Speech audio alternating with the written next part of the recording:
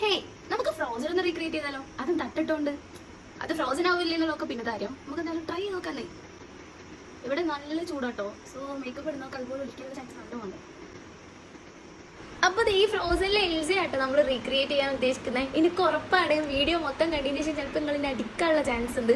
കാരണം അത് എൽസ ആയോ ഇല്ലേ എന്നുള്ള കാര്യത്തിൽ എനിക്കും ഡൗട്ട് ഉണ്ട്. ഫ്രോസൺ നല്ല വെളുത്തിട്ടാണ്, ഞാൻ അത്ര വെളുത്തിട്ടല്ല. സോ നമുക്ക് ഇങ്ങനെ കുട്ടിയിടാം.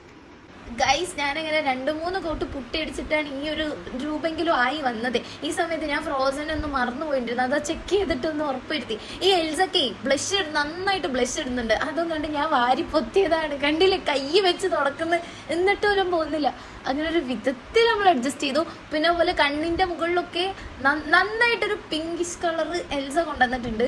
പക്ഷെ ആ ഒരു പിങ്കിഷ് കളർ ഞാൻ കൊണ്ടുവന്നോ ഇല്ലേന്ന് എനിക്കറിയില്ല. എൻ്റെതെന്തോ മുഖത്ത് 2 അടി അടിച്ച പോലൊരു ഫീലാണ് എനിക്ക് കണ്ടപ്പോൾ തോന്നിയത്. ആഹാ, നല്ല നാട്ടിൻപുറത്ത് എൽസ ആയിട്ടുണ്ട് കണ്ണ് എഴുതിയപ്പോൾ. അതാണ് ഞാൻ പെട്ടെന്ന് തുടച്ച് മാറ്റിയത്. എന്തോ വാലിട്ട് എഴുതിയ പോലെ ആയിപ്പോയി. ഇവിടെ ഭയങ്കര ചൂടാണ്. ഭയങ്കര ചൂടെന്ന് പറഞ്ഞാൽ ഭയങ്കര ചൂട്.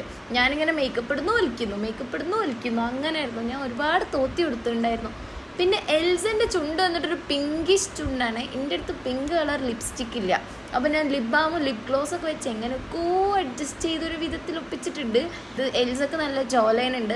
എനിക്ക് ഭയങ്കര ഇഷ്ടമുള്ള കാര്യം കേട്ടോ ഈ ഡിസ്നി തീംസൊക്കെ. എനിക്ക് നല്ല ആഗ്രഹമുണ്ട് ജീവിതത്തിൽ എപ്പോഴെങ്കിലും അവർക്കൊന്ന് ഡിസ്നി ലാൻഡ് പോകണം എന്നുള്ളത്. അപ്പോൾ എന്താ നമ്മൾ ഏകദേശമൊക്കെ ഒന്ന് മാറ്റിയിട്ടുണ്ട്. നമുക്ക് ഫൈനൽ ലുക്ക് കണ്ടാലോ? Do you want to build a snowman?